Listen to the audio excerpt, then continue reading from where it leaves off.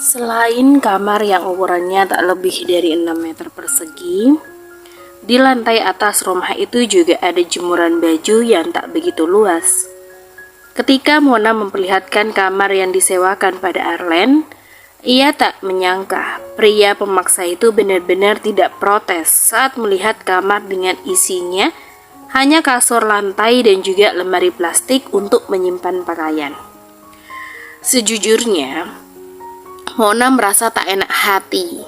Tapi siapa juga yang memaksa untuk menyewa di kamar rumahnya itu? Aku tinggal dulu, nanti kalau makan malamnya udah siap, ku panggil, ucap Mona dengan canggung. Oke, saut Arlen singkat. Sebelum berlalu dari kamar itu, Mona sempat mengerutkan keningnya melihat raut wajah Arlen yang lesu. Dia kenapa? Apa mungkin sebenarnya dia mau protes dan urung nyewa kamar ini, tapi nggak enak hati? Kalau iya, gimana dong? Mana jatuh tempo cicilan bank besok lagi? Batin Mona yang berlalu dengan perasaan tak menentu. Mona menuruni tangga yang langsung mengarah ke dapur. Bu Darmi yang sedang menggoreng tahu dan tempe di dapur menatap heran pada putrinya. Kenapa? Dia nggak mau? Tanyanya dengan suara pelan sambil menghampiri Mona. Nggak tahu bu, dia nggak ngomong apa-apa, saut Mona. Semoga uangnya nggak diminta lagi. Mau dari mana kita kalau dia ambil lagi uang itu? Mana gajian kamu masih lama lagi? Ucap Bu Darmi sembari duduk lemas di kursi. Wanita parubaya itu sepertinya sangat khawatir jika harus menunggak. Pikirnya 1 bulan aja sudah membuatnya sulit, apalagi kalau harus membayar 2 bulan sekaligus. Bisa habis gaji Mona, dan mereka mau makan apa selama sebulan nanti? Tenang aja bu, Mona jamin Arlen gak akan meminta uangnya kembali. Dia udah janji dan Mona percaya ucapannya bisa dipegang, ujar Mona sambil mengangkat tempe dan tahu dari wajan penggorengan. Semoga Mon, gak apa-apa walaupun nantinya kita harus berbagi makanan setiap hari sama dia. Yang penting cicilan bank kebayar. Syukur-syukur kalau dia nambah bulan. Nambah bulan gimana bu? Dia itu gak kerja loh, mau bayar pakai apa? Ya mudah-mudahan Nak Arlen dapat kerjaan, jadi dia bisa kos di sini agak lamaan. Seperti yang kamu bilang tadi, mana ada yang mau nyewa kamar itu dengan harga segitu? Kalaupun ada, paling juga setengahnya. Terus cicilan Sumiati gimana? Kita masih punya kan? Ibu jangan minjem-minjem terus dong, dia kan rentenir. Kalau dihitung-hitung bunganya gede bu, cuma ya nggak kerasa aja. Sehari 5.000, dan itu bunganya loh, bukan cicilannya. Kalau dikumpulin ya lumayan. Kita nggak perlu TV bagus bu, yang penting yang kita perlukan itu ya cuma makanan, isi perut. Kamu suka banget ngungkit-ngungkit kesalahan ibu. Kalau sekarang TV-nya dijual, apa nggak kasihan sama Ayu? Makan aja harus sambil nonton TV. Kila Bu Darmi yang dengan mimik kesal karena tak terima disalahkan. Kalau yang udah ya udah bu, maksud Mona jangan ngambil barang ataupun minjem uang sama Supiati lagi atau siapapun juga. Iya ibu ngerti, ibu nggak akan ngambil barang lagi kok.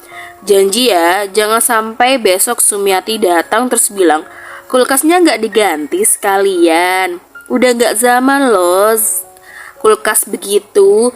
Keluaran baru modelnya bagus-bagus.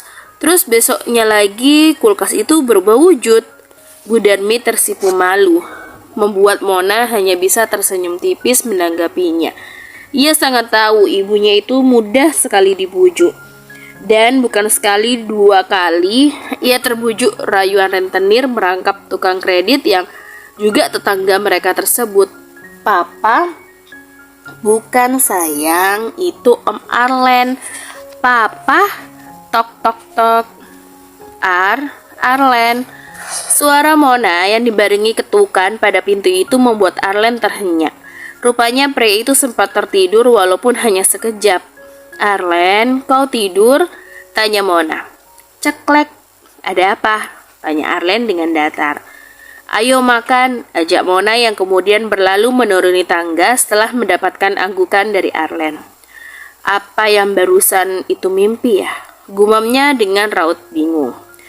Arlen menuruni tangga, dan ia terkesiap melihat seorang pria kurus berwajah pucat duduk di samping Bu Darmi.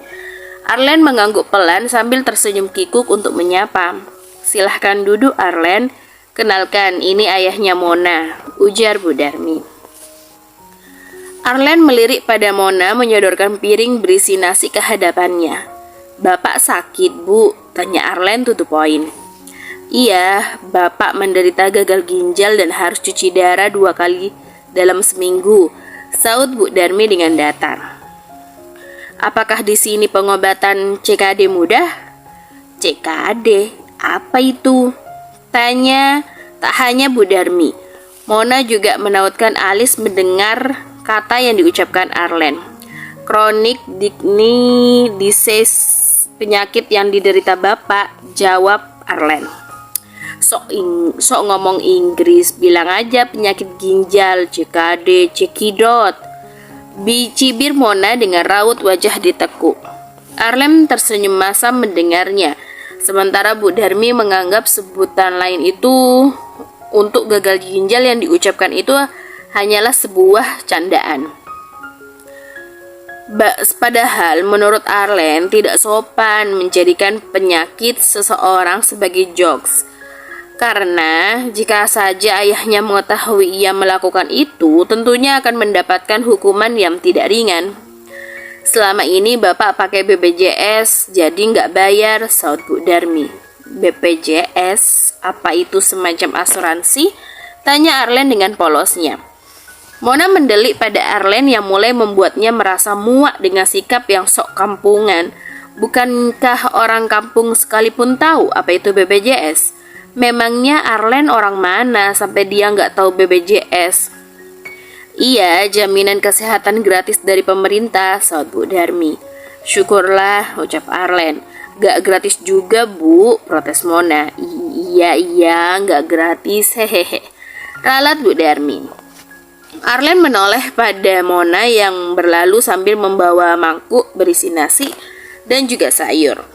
Sepertinya Mona akan menyuapi Ayumi yang sedang memainkan boneka di depan TV. Dengan rasa canggung, Arlen menikmati makan malam bersama keluarga Darto. Meskipun menunya terbilang sangatlah sederhana, yakni tahu dan tempe goreng, oseng putih telur yang dicampur dengan kembang kol, juga sayur sop kaki ayam sisa tadi siang. Arlen sangat menikmati kebersamaan itu. Arlen merasa kagum pada 2 wanita di rumah itu yang menurutnya sangatlah sabar. Bu Darmi menyuapi suaminya yang terlihat malas mengunyah makanan, dan Mona menyuapi putrinya yang sesekali menggelengkan kepala. Mereka mengingatkan Arlen pada sosok sang ibu yang seketika membuat rasa rindunya akan rumah menyeruak. "Ayah Ayumi belum pulang?" tanya Arlen yang sontak membuat gerakan tangan Bu Darmi tertahan di udara. Arlen yang merasa heran pun menoleh ke belakang untuk melihat Mona. Rupanya hal serupa sempat terjadi. Mona tertegun mendengar pertanyaan Arlen. Namun tak lama wanita itu kembali menyuapi Ayumi. "Papanya Ayu sudah meninggal," saut Bu Darmi pelan. Arlen terkesiap mendengarnya. Saya minta maaf," ucapnya kemudian. "Gak apa-apa, Nak." Arlen mau tambah lagi nasinya. Bu Darmi seketika mengalihkan pembicaraan. "Enggak, Bu, ini udah cukup," saut Arlen dengan canggung. Arlen kembali menoleh pada Mona, lalu menoleh pada Pak Darto. Entah mengapa, ia bisa merasakan beban di pundak wanita yang kini diketahuinya sebagai single parent.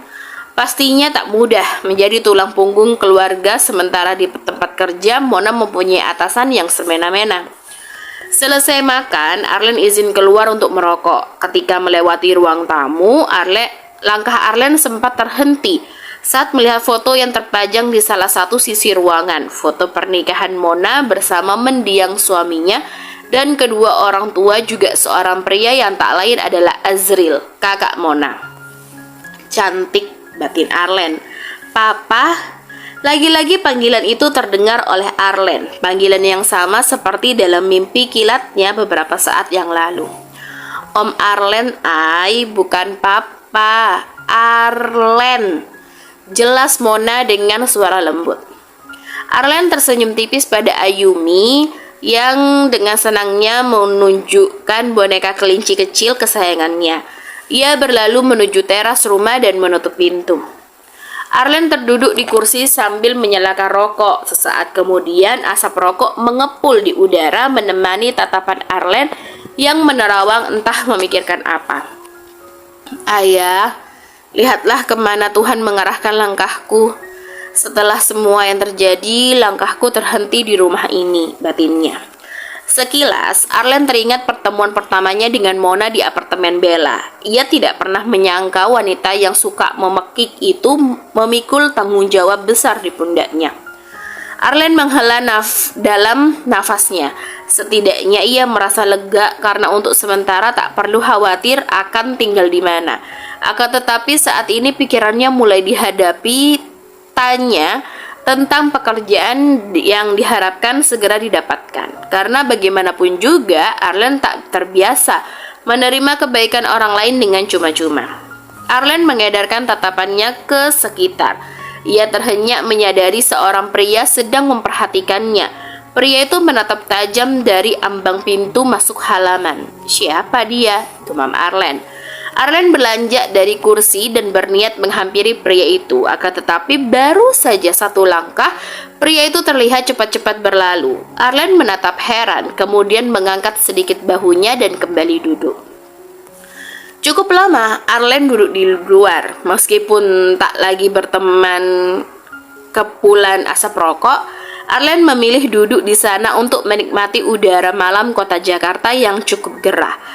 Di kamar itu tak ada kipas angin. Entah akan seperti apa tidurnya malam ini, belum lagi nyamuk yang akan menyambutnya dan tak ingin membiarkannya tidur seorang diri. Arlen menoleh ke arah pintu yang dibuka seseorang dan ternyata itu Mona. Wanita itu menyembulkan kepalanya sambil berkata, "Jangan lupa mengunci pintu ya, kami sudah akan tidur." "Oke, sebentar lagi aku masuk, nanti ku kunci," angguk Arlen. Mona kembali menutup pintu tanpa mengatakan apa-apa. Wanita itu tentu harus segera tidur karena besok pagi ia harus bekerja. Tak berselang lama, Arlen beranjak dari kursi dan masuk ke dalam rumah. Ia tak lupa pesan Mona untuk mengunci pintu masuk rumah tersebut. Arlen sempat mengedarkan tatapannya ke setiap sudut rumah. Ada 2 pintu kamar yang tertutup dan salah satunya terdengar rengekan Ayumi. Sudah dipastikan kamar itu adalah kamar Mona dan putrinya. Arlen berjalan terus menuju tangga. Sesampainya di ujung tangga, Arlen menautkan alis melihat ada kipas angin depan pintu kamarnya. Arlen menoleh ke tangga. Entah kenapa, ia merasa rengekan Ayumi yang didengarnya tadi dikarenakan rasa kurang nyaman karena tidak adanya kipas angin. Pria itu tersenyum tipis dan membawa kipas angin itu kembali menuruni tangga. Tepat di depan kamar Mona, Arlen mengetuk pintu. Tak menunggu pintu itu dibuka, Arlen berlalu ke kamar mandi. Mona membuka pintu kamarnya. Ia menatap heran saat melihat kipas angin yang tadi ditaruhnya di depan kamar Arlen ada di depan kamarnya. Tatapannya teralihkan saat mendengar suara di kamar mandi. "Ma," rengek Ayumi. "Sebentar sayang." Mona kembali menoleh pada kamar mandi saat pintunya dibuka Arlen. "Arlen, kenapa kau kembalikan kipasnya? Di atas itu gerah loh," ujar Mona sembari membawa kipas mendekati Arlen. "Tidak usah, Mon.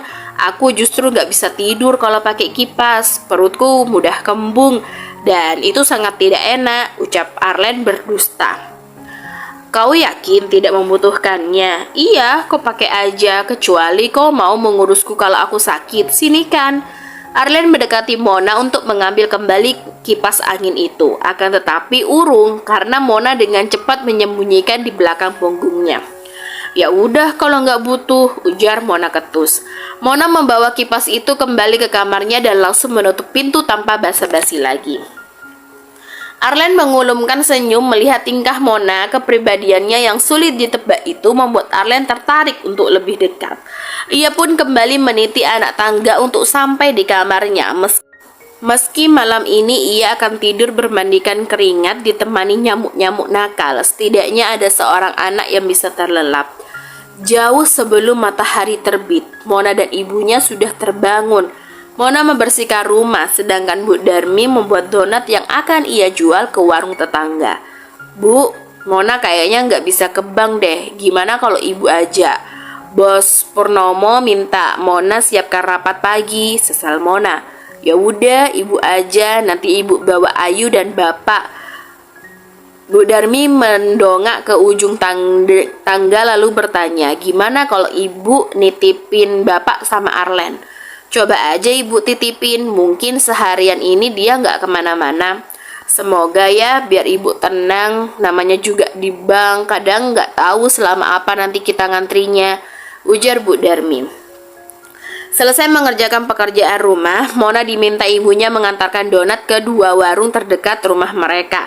Sekembalinya dari warung, sambil membawa donat sisa kemarin dan Mona membeli bubur untuk sarapan ayah dan putrinya. Bu, ini uangnya dari warung Bu Tuti sisa 2, kalau dari warung Bu Sri nggak ada sisanya. Lapor Mona pada ibunya yang sontak menengadahkan tangan sembari mengucap syukur. Pulang dari bank, ibu mau belanja ke grosir, susu untuk Ayu masih ada, Mon? Masih, ibu beli bahan-bahan donat aja, nggak usah mikirin susu Ayu. Kalau ada lebihnya, kumpulin buat bayar ke Sumiati biar cepet lunas. Memangnya untung dari donat gede, bisa beli bahan-bahan lagi aja, udah syukur. Mona mengulumkan senyum mendengarnya. Tak lama terdengar rengekan Ayumi yang meminta susu. Mona yang tak membiasakan putrinya meminum susu dengan Dot pun memanggilnya untuk keluar dari kamar. Mona membuatkan susu di tempat minum Ayumi. Gadis cilik itu seakan sudah mengerti di mana ia akan menikmati susu hangatnya itu. Ayumi duduk di sofa. Tak lama Mona datang membawakan susu dan menemani putrinya sambil nonton TV. Ayu, nanti maknya sama nenek ya, ujar Mona yang diangguki cepat oleh Ayumi. Kalau mandinya mau sama siapa? Mama atau nenek? Papa, sautnya. Sayang, berapa kali mama harus bilang, itu Arlen bukan papa. Plesetan mungkin, Mon. Ayu kan belum jelas bilang huruf R, makanya bilang papa, ujar Bu Darmi mencoba memberikan pengertian. Mona menautkan alisnya kemudian berkata, coba Ayu bilang roti. Loti? Tuh kan, masih cadel, kata Bu Darmi. Iya, Mona tahu Bu, tapi kan harusnya lava, bukan papa, kilah Mona. Ah, kamu gitu aja dimasalahin, cebik Bu Darmi sembari berlalu menuju kamarnya. Mona membuang kasar nafas dan menerima tempat susu yang sudah dihabiskan putrinya. Mona membiarkan Ayumi menonton kartun kesukaannya di TV, sementara ia harus mandi. 1 jam kemudian, Mona sudah memanaskan mesin motornya. Sebelum berangkat kerja, tak lupa ia memberikan uang untuk membayar cicilan ke bank. Sesaat Mona menengok ke arah tangga. Saat ini pukul 6:40 dan Arlen belum juga terbangun dari tidurnya. Dasar pemalas, gerutunya dengan pelan. Hus, gak boleh gitu, tegur Bu Darmi. Kalau bukan pemalas apa dong namanya? Dia itu baru kerja 1 hari di rumah bos Bu dan udah keluar. Kalau bukan pemalas apa dong? Gak mau susah. Ibu tahu kan bos Purnomo orangnya tuh seperti apa. Kalau sehari aja dia nggak kuat, apa namanya kalau bukan mental tape. Udah nggak enak kalau kedengaran Arlen. Biarin aja, toh dia bukan calon suami kamu. Maksud ibu? Kalau Nak Azmi kan nggak gitu. Orangnya giat, pekerja keras, soleh, ganteng lagi, puji Bu Darmi. Azmi merupakan pemilik toko material yang memperlihatkan rasa suka dan keseriusannya pada Mona. Dari mana ibu tahu kalau Azmi itu soleh, giat, pekerja keras? Tanya Mona dengan datar. Ya kalau nggak gitu dia nggak akan sukses sekarang. Toko materialnya aja udah ada 3, saut Bu Darmi dengan mimik bangga. Ye, ibu, itu kan warisan dari orang tuanya, cebik Mona. Ya nggak apa-apa, toh dia anak tunggal. Kalau kamu nikah sama dia, yakin deh semua hartanya akan jadi milik kamu. Ayu juga akan punya papa dan hidup kita nggak akan susah lagi. Kamu juga nggak usah kerja, bisa perawatan tuh tiap hari. Cukup Bu, Mona nggak mau nikah karena suami itu dan yang terpenting Mona belum mau nikah. Kalau perlu nggak usah nikah, kerja aja buat Ayu. Tegas Mona seraya menghampiri ayahnya yang duduk di teras dan menyalami. Mona juga menghampiri Ayumi yang sedang berlari kecil di taman sambil memegangi boneka kelincinya. Ayu nanti mandi ya, pesan Mona yang diangguki oleh putrinya. Mona pun berlalu dengan diiringi lambaian tangan putri kecilnya. Gadis kecil itu seakan mengerti kondisi ibunya karena tak pernah merengek apalagi menangis minta ikut kecuali jika dirinya sedang tak enak badan. Di sisi lain, Arlen mengerjap karena silaunya cahaya matahari yang masuk ke dalam kamarnya. Bagaimana tidak, untuk mengurangi rasa gerah, Arlen membiarkan pintu kamarnya terbuka. Dan hal itu tentu saja membuat para nyamuk menyerbunya. Tak hanya suaranya yang mengganggu telinga, rasa gatal akibat gigitan nyamuk pun membuatnya tak bisa tidur dengan lelap. Satu-satunya yang bisa membuat Arlen tertidur adalah rasa ngantuk yang teramat berat. Arlen beringsut dan berdiri untuk menutup pintu kamar. Ia bermaksud kembali tidur karena belum tahu hari ini tuh dia akan kemana. Langkah Arlen terhenti dan punggung didorong ke belakang untuk melihat pantulan wajahnya di cermin yang dilewatinya. Kedua mata Arlen terbelalak mendapati wajahnya hampir dipenuhi bulatan berwarna merah yang rasanya cukup gatal. Oh my god, apa ini? Kemana perginya wajah tampanku? Gumam Arlen dengan wajah lesu.